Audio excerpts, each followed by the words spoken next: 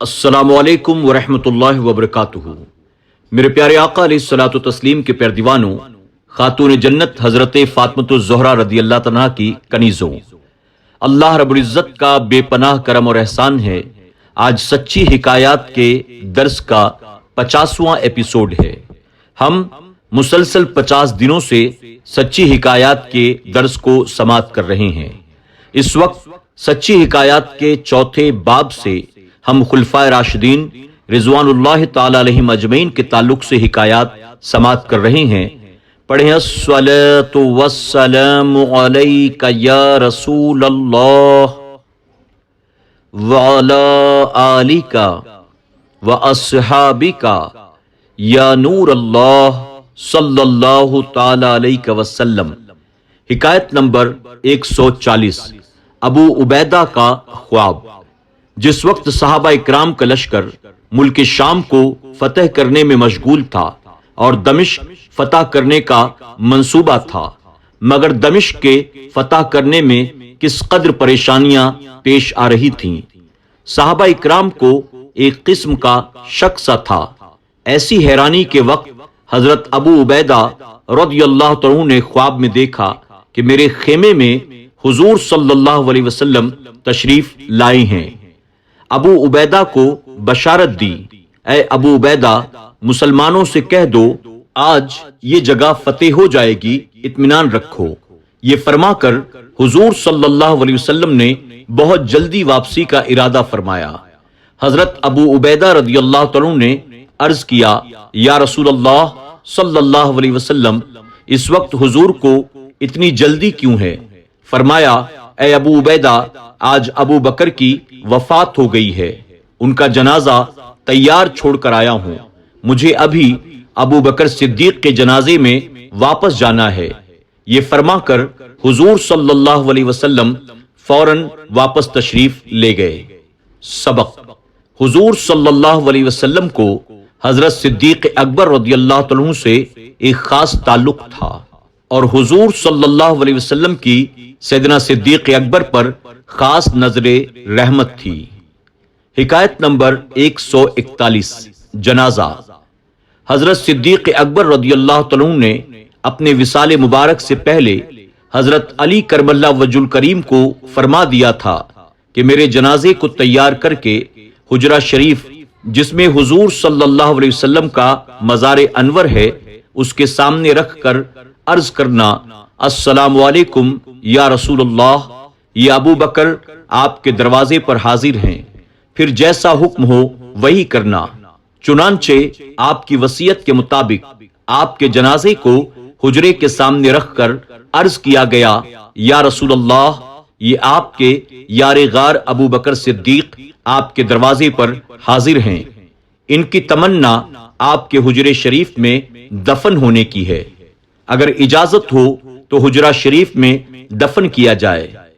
یہ سن کر حجرہ شریف کا دروازہ جو پہلے بند تھا خود بخود کھل گیا اور آواز آئی، حبیب کو حبیب سے ملا دو، کیونکہ حبیب کو حبیب سے ملنے کا اشتیاق ہے۔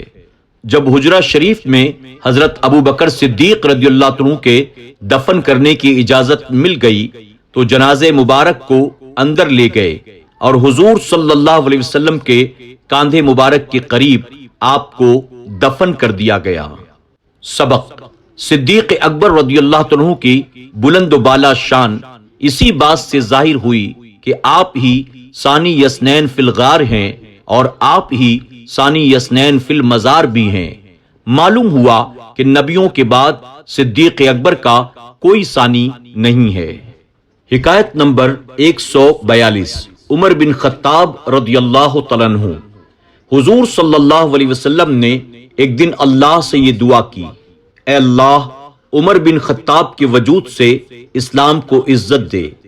حضور صلی اللہ علیہ وسلم کی دعا ہو اور پھر قبول نہ ہو، چنانچہ ادھر یہ دعا ہوئی، ادھر حضرت عمر فاروق اعظم رضی اللہ عنہ حضور صلی اللہ علیہ وسلم کو قتل کر دینے کے ارادے سے اپنے گھر سے نکلے۔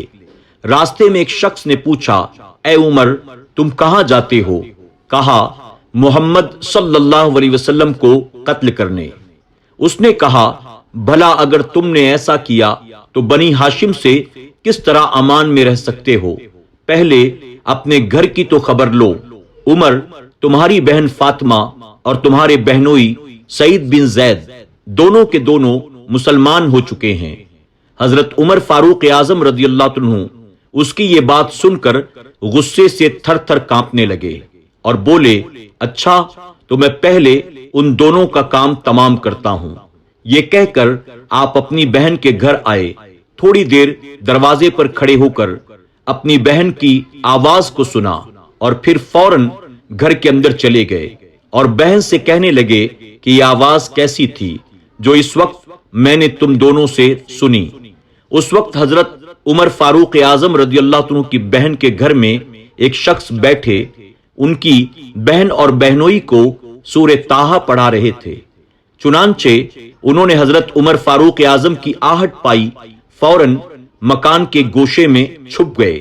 جب حضرت عمر نے غضب اور غصے کے لہجے میں یہ الفاظ کہے تو آپ کے بہنوئی سعید کہنے لگے، عمر، بھلا اگر ہم حق پر ہوں تو بھی آپ ہمیں برا سمجھیں گے؟ اس پر حضرت عمر فاروق اعظم کو اور غصہ آیا۔ آپ نے اپنے بہنوئی کو زور سے دھکا دیا، دو چار زور سے گھونسے بھی مارے۔ آپ کی بہن فاطمہ اپنے شوہر کی یہ کیفیت دیکھ کر بڑی بےتابی سے اٹھیں اور اپنے بھائی کو شوہر سے الگ کیا، مگر حضرت عمر فاروق اعظم نے انہیں بھی مار کر اپنے دل کا خوب غبار نکالا، یہاں تک کہ ان کا چہرہ بھی لہو لہان ہو گیا۔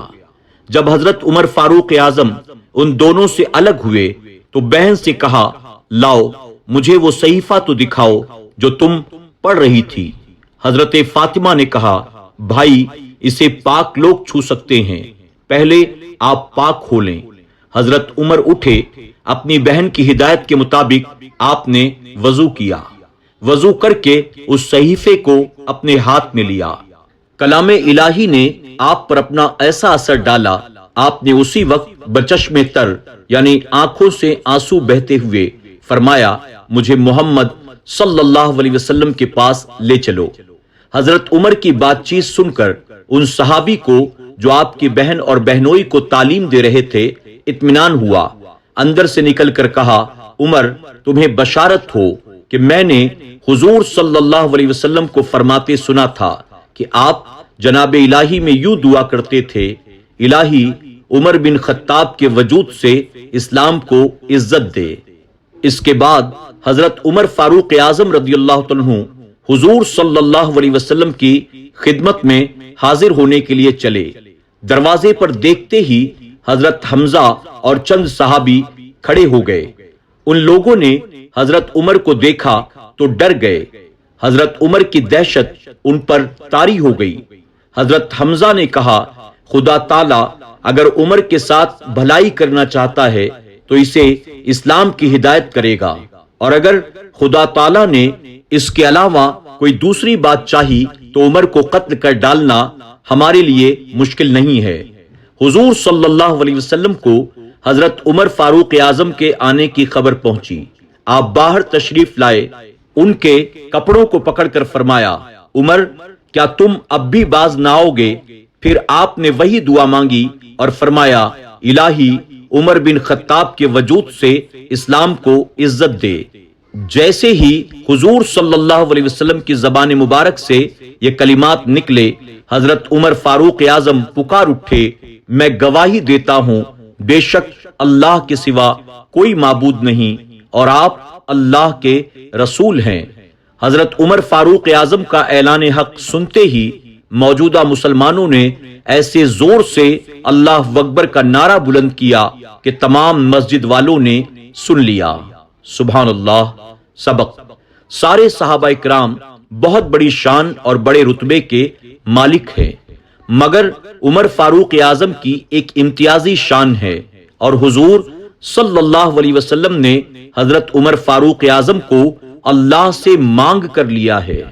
ظاہر ہے جو چیز خواہش اور تمنا سے حاصل کی جائے وہ بڑی عزیز اور محبوب ہوتی ہے، پھر جو لوگ حضرت عمر فاروق اعظم رضی اللہ عنہ کے خلاف ہوں، وہ گویا مرضی مصطفیٰ کے خلاف ہیں۔